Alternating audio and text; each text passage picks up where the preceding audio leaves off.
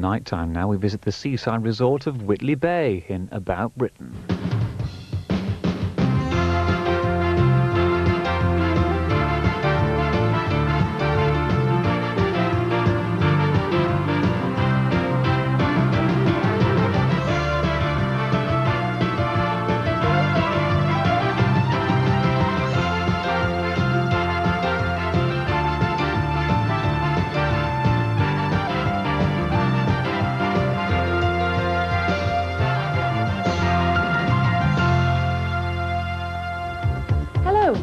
Later in the programme, we'll be sampling the delights of one of the region's best-loved seaside promenades, Whitley Bay. But in our first film tonight, Kevin Lynch takes us on a journey to discover what people get up to in their backyards. It's a place where imagination, rather than the English country garden, is being cultivated.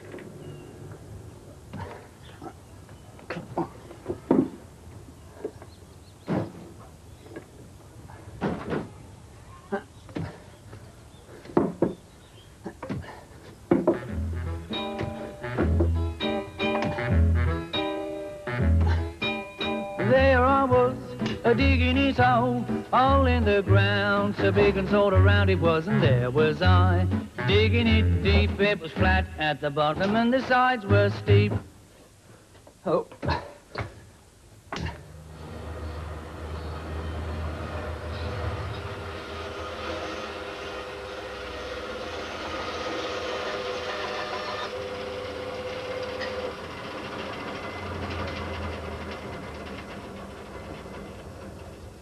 Hello there.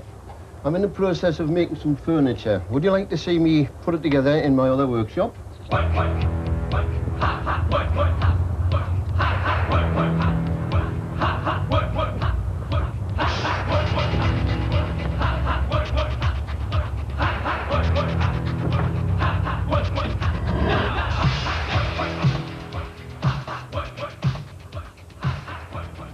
This is my other workshop. What we're going to do here is to turn these pieces of wood into a chair.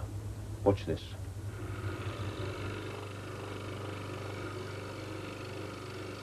I think the miniature furniture was partially led into by the wife. Every time I said I've got nothing to do, saying, well, why don't you make a doll's house? So having decided, all right, I've now retired and we'll make a doll's house, I thought the first thing to do is let's just sound out what it takes to make small furniture.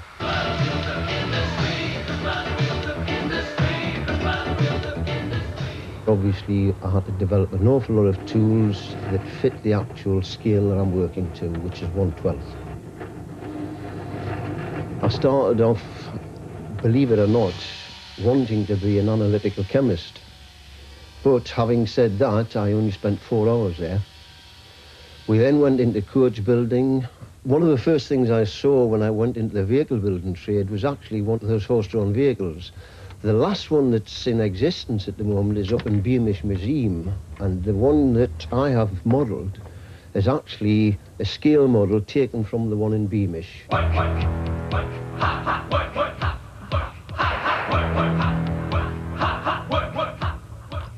I can't sit still. In fact, the wife refers to me like an expectant father. I've got to keep wandering about. If I'm nothing to do, I will be unhappy.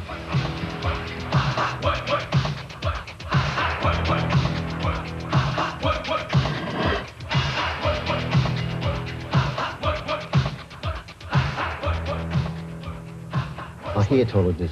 Absolutely hate them. It's a mad rush to get wherever you're going, and when you get there, you've got no tools with you. And, as they say, this is one we made earlier.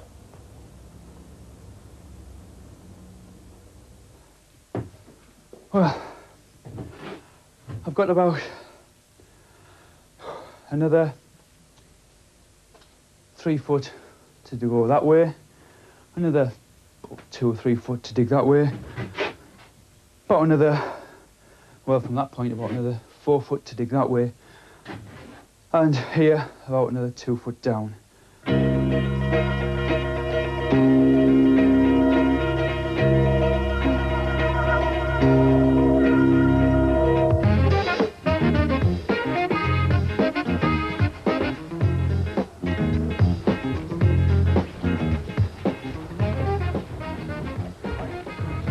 Hiya. Because I was just... Right, I know so much. We're just playing chess, Mum. It's Matthew's moving, he's in a bit of a tight spot here. You're getting good at this, Oh, you've Matthew, moved aren't it, you? have you? Very good. Well, I'll let you get on with that. I better get on with some Okay, some Doc. work. See you later. Right, okay.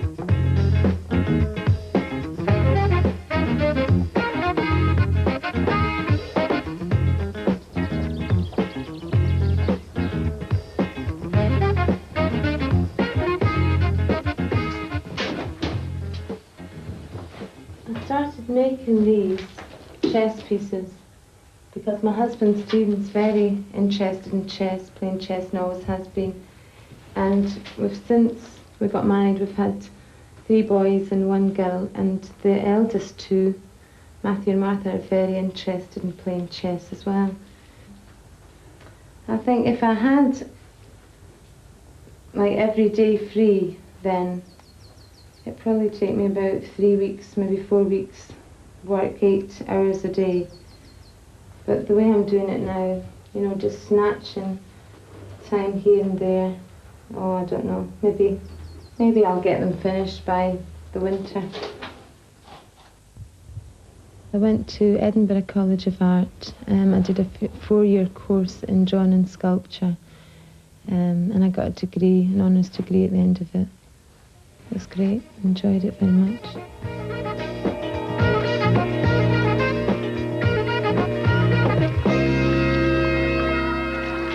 This is the other side of the mould. I'm going to have a 2-piece mould, and then when I take them apart, I'm going to fill them with fiberglass to make a fiberglass chess piece. I work mostly in clay. I like modelling clay. I've tried carving wood, but I'm not really any good at that. I'm not keen on that. I like clay because I can add bits, take bits away, and I just like the feel of clay. That's the Queen and that's the King. Stephen and I have always wanted a big family. I'm from a big family. My mother and father had 8 children. I don't think I'll have 8. I think I might probably stop at 4. It's so much hard work. That one's got, the Queen's got specks around it. Right.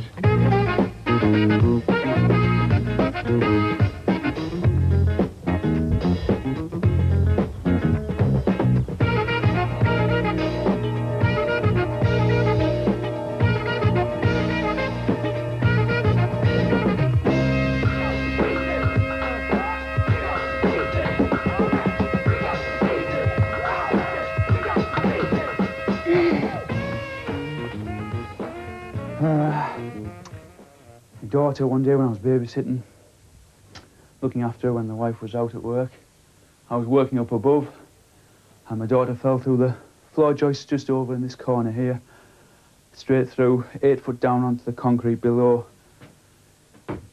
Got away with hardly any injuries, just a little cut on the palm of her hand.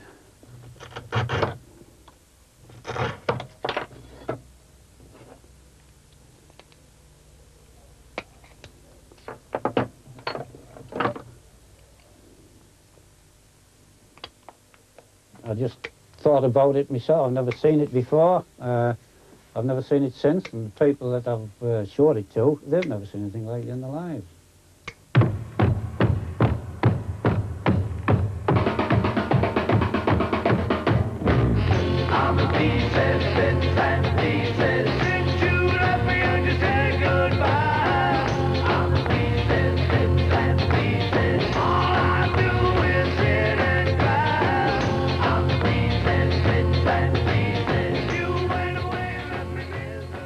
Well, about 6 or 7 years ago, it'll be now, my granddaughter came in one day and she had a little plaque for the bedroom, the things you can buy in practically any shop. And it had on, "This is Rachel's room."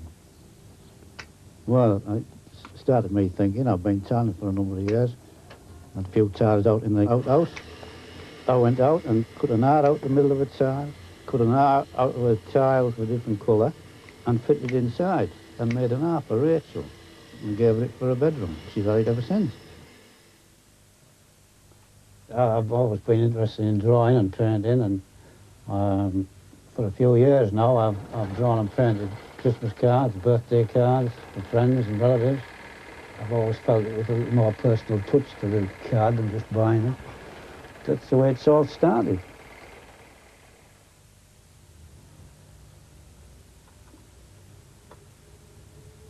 I've made various things for other people. It's not a profit-making thing, it's just a hobby, pure and simple.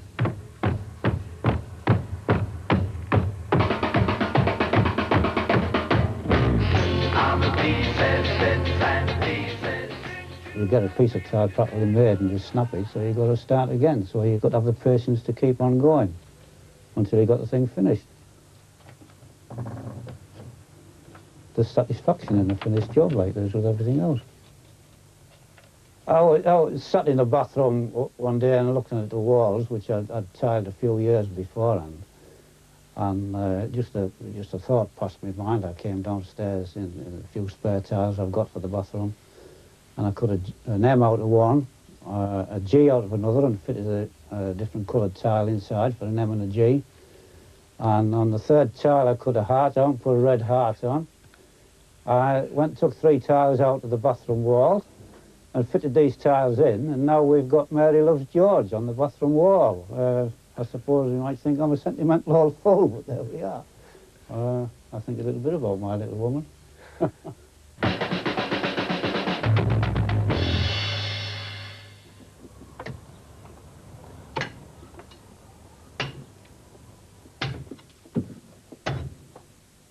Been working till 2 in the morning sometimes. Soil, 80 tonnes has been shifted. Water, maybe 1,000 gallons bailed out by buckets and kids' buckets. The whole reason why I decided to do it was on our honeymoon we toured Europe on the motorbike and stayed with some friends in Germany, and an old chap there, so German, had a big basement underneath his house when I went to borrow a drill, and the whole of his basement, whole of the underside of his house was a basement. It was a workshop, and it was just a massive Aladdin's cave of tools on the walls and everything like that. And then I went to after that we went to Switzerland, stayed with another friend, and the whole of the underside of his guest house was a basement garage as well. Excuse me. Hello? Oh, hi, Dad. I'm a bit busy at the moment. I wanted a basement because I needed the space for my motorbikes. Storage for them, somewhere to work on them. It's just my motorbikes, they're my overriding hobby. Anyway, got plenty to do, so I'll get back on if you don't mind. See you again. I'm digging it around 'cause I don't want it square, and if you disagree, it doesn't bother me. That's the place where the hole's gonna be. Well, there we were discussing this hole in the ground, so big and sort of round it was. It's not there now. The ground's all flat, and beneath it is the bloke in the bowler hat.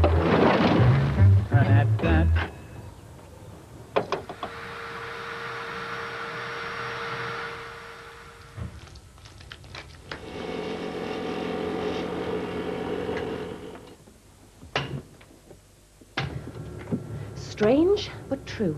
What will they get up to next? Now, Whitley Bay has enough pubs, clubs and restaurants to cater for 23,000 people every night. At the height of the season, 10,000 rides a day are sold at the Spanish city. Out of season, however, the place can look very different.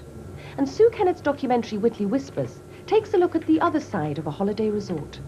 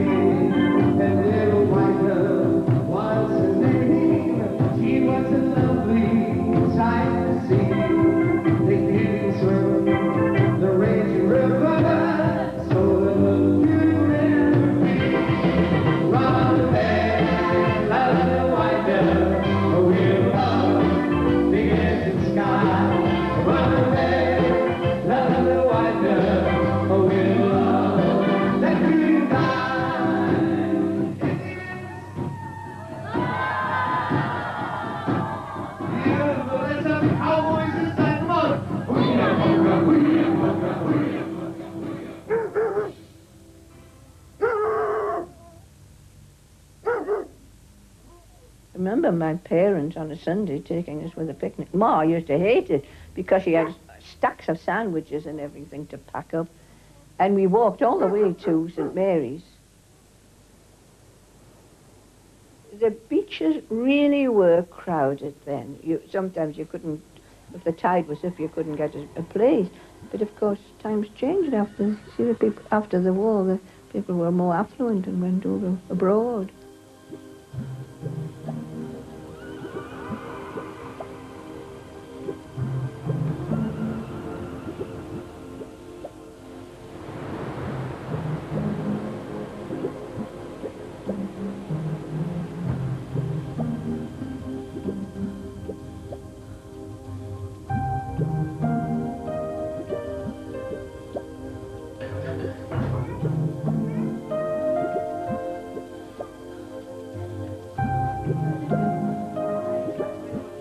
You see, it wasn't only a place for holiday makers. It was an urban area where people came down to live and worked in other parts of Tyneside.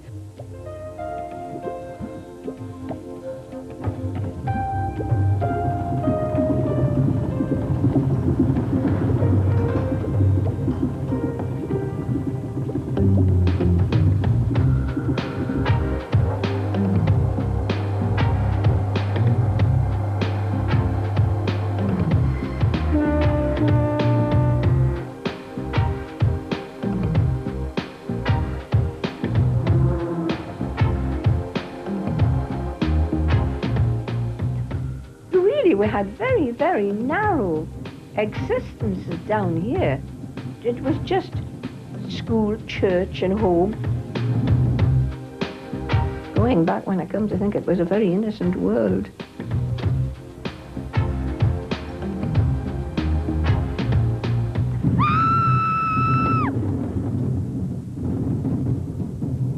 Madam Zaza. Talked into the what they said I was going to marry a sailor, but he never turned up.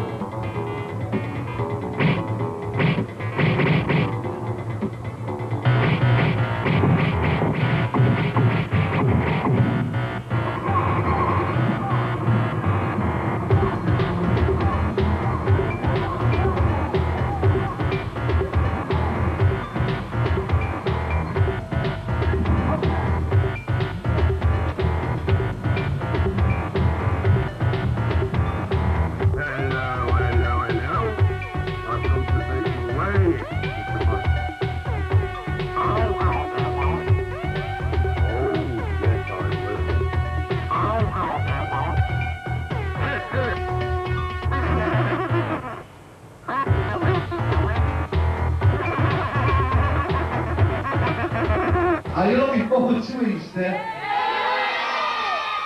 Are you looking forward to the summer? Can you remember last summer? What a day that was.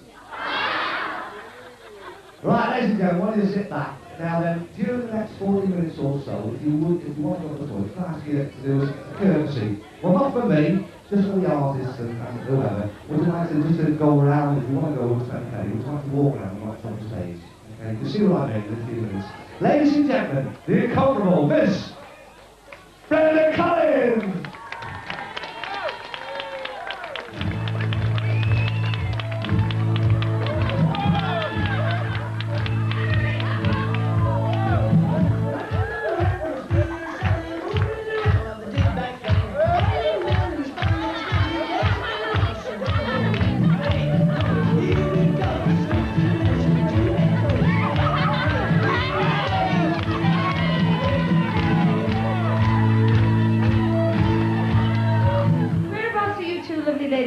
Gateshead. Why don't you sit with your back towards the wall, because that's plastered as well, isn't it? You've got lovely fingernails. I've been cleaning the pigeons out, have you? Really nice, yeah. Could I have this lovely lady who's just had her hair done? Would you like to come down, please? Hey, look at her hair. Look at the outfit. Oh. Lovely. Did you get that for your birthday? Were you drunk when you bought it? Get set!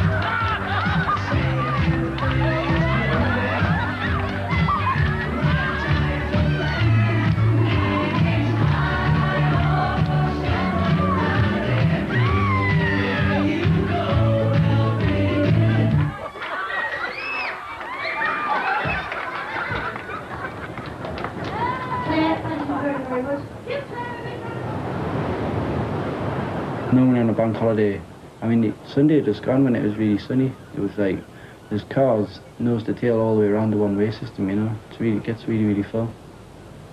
I think it's quite good, actually. Lots of people wanting to come and visit Whitley Bay, you know.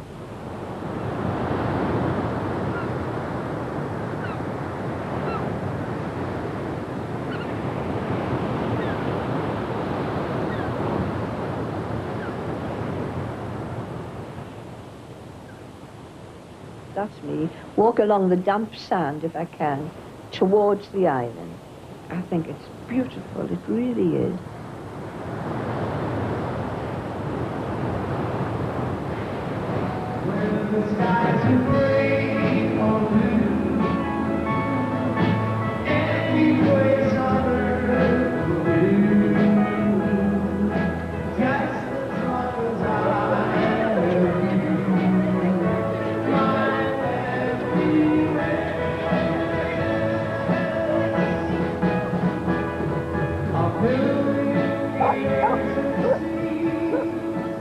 People have stopped me on the promenade and said, oh, isn't this lovely? People I don't even know, we get on talking because we're standing admiring our own coastline.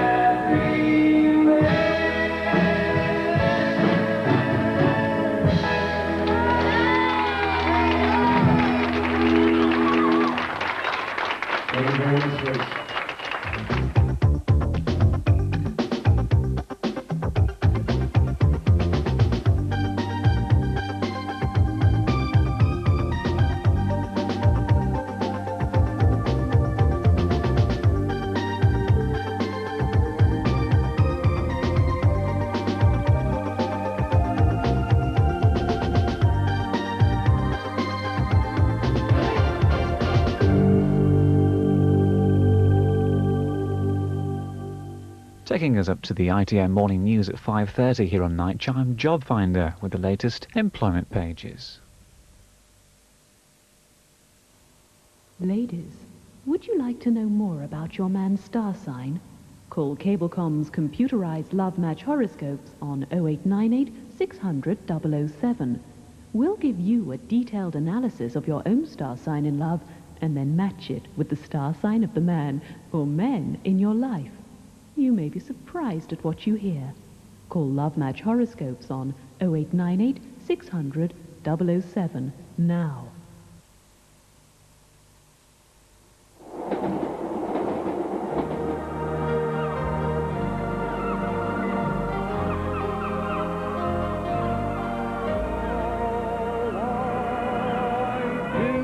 To be beside the seaside, I do like to be beside the sea, I do like to...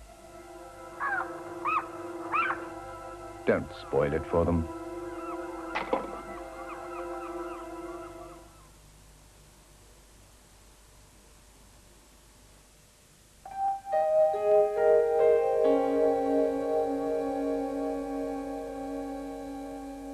Night time. Well, we now take a look at the current job pages in Jobfinder.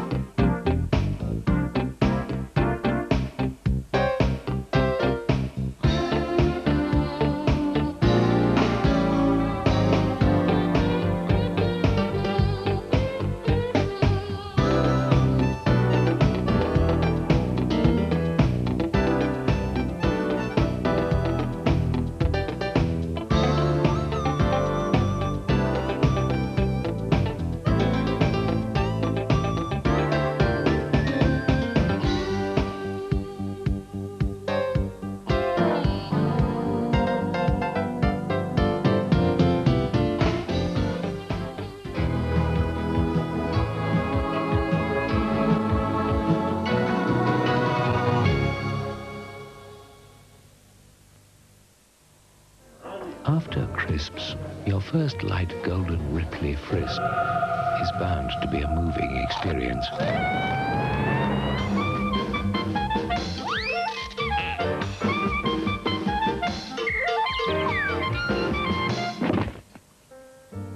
Trouble is, your second Frisp will be just as good.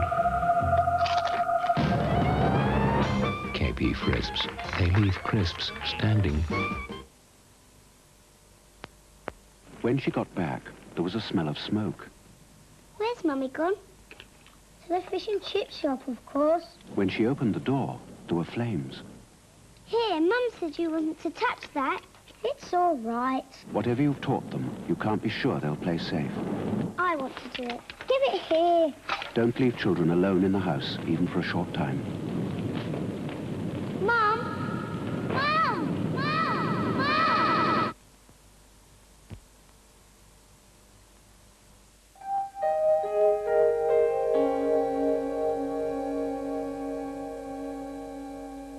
Night time. With the first morning news of the day, we join Tim Nielsen now at ITN.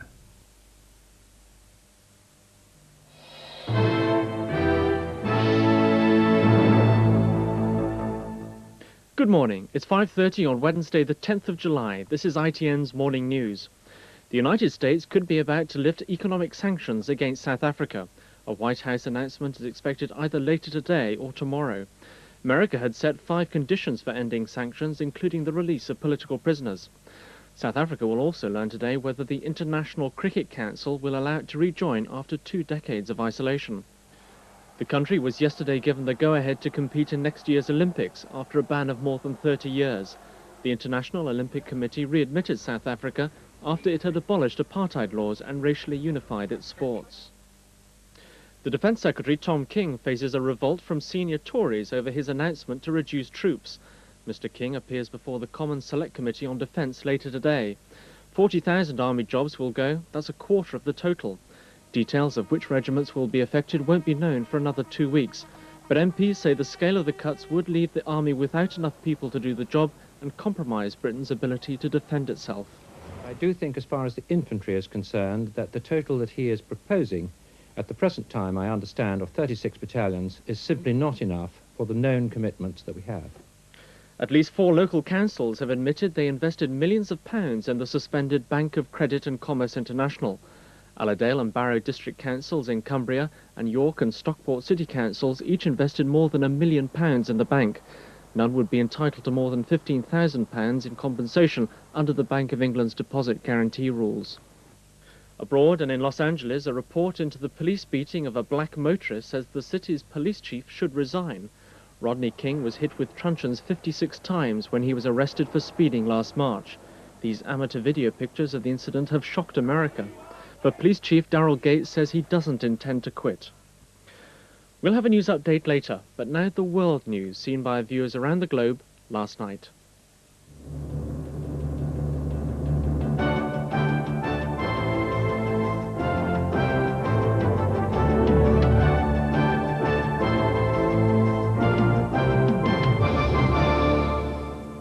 Hello, I'm Julia Somerville with the ITN World News.